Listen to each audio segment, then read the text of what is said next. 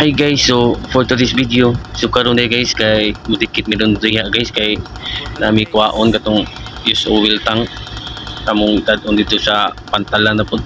So amo nang dalhon dito kay napuno na sa use oil, kargahan man ang use oil diha sa MC16. So mo tong karga na balik diri namo.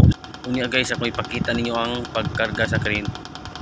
So diara ang tangke guys, gisugdan nagsalta sa crane. Unya guys, akong ipalantaw ninyo guys ang drive sa crane guys, dira guys oh. So diha guys, ato usang lantawon og unsa niya pagpakanaog ang use oil tank. Unya guys, pagka ninduta ra ba guys og kamao kamo operate anang crane. So gamit kay na siya guys, ug mo adto ka gawas nagko kay nagsweldo og crane operator ka.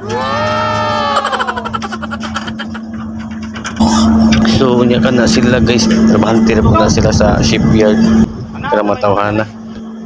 Unya diha guys kay kaduhang tangke na siya ang nakarga na mo. So napay mga kuan na mga unom ka drum mo ikarga na. So magya po to yung mga sud nga use oil. So wala na ko makapakita niyo guys. So diha sa lang usa ta ko to guys. So salamat kay sa pagtan-aw ninyo. Unya guys, amping mo kanunay sa inyong mga trabaho.